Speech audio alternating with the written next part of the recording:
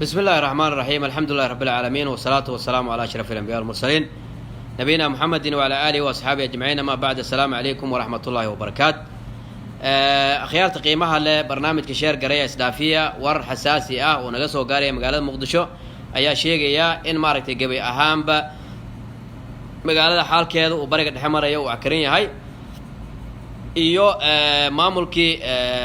بلا سوماليا وأسجى لشيء إنه ماركتي لقى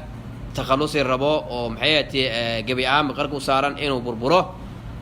إيو ورك له حساسية يعني ذا هاينا هالي شرقريو برنامجك وأكحون هاي ونقاقو أي إنترنت كما اللي تمقرن أيو سيوح وجيران هالي شرقريو برنامجك هالي شرقريو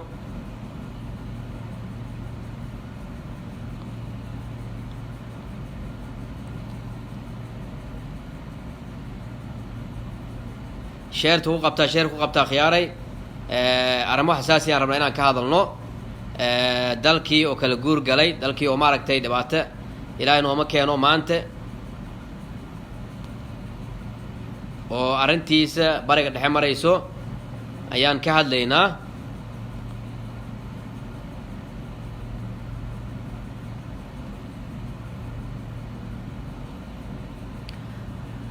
sheer garay akhyaaray wanaga go'ay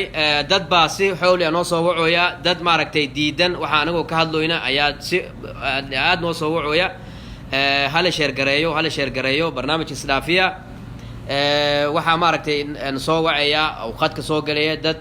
oo Soomaalinimada nacab oo dad maaragtay dhibaatada farmaajo Soomaaliya oo ka wado maanta raali ka ah oo doonayo Soomaaliya inay sideeda ahaato, Soomaaliya in dhibaatadeeda ay sii socoto ayaa qadka nooga jira, ayaana soo wacayay maanta dhan raali naga ahaada. hal sheer gareeyo inta hartay hal sheer gareeyo maamulkii Villa Marqaan oo gabi ahaanba qarku u saaran inuu maaragtay in la tuuro iyo dadkii Soomaaliyeed mas'uuliyiintii Soomaaliyeed oo ku kulmi doona insha Allah magaalada Muqdisho iyo doorasho cusub oo la filayo inay dhacdo maalmahan ugu soo aadan. waxaa maaragtay noo soo jeedinaynaa maamulka gobolka Banaadir iyo mas'uuliyiinta gobolka Banaadir iyo ciidanka qaranka Soomaaliyeed inay maaragtay furaha qasnada maaragtay ka wareejiyaan kala wareegaan wasaaradda maaliyadda ama gaar ahaan wasiirka hadda joogo wasiir Beyle la yiraahdo, si aysan maaragtay meesha wax daba marin iyo tuugnimo iyo meesha dhicin in laga wareejiyo dhammaan wasaaradaha maaragtay muhiimka ah meelaha dakhliga ah laga wareego ay la wareegaan maaragtay ciidanka qaranka Soomaaliyeed ama qalabka sida ay la wareegaan ciidanka security-ga amniga ah ilaa laga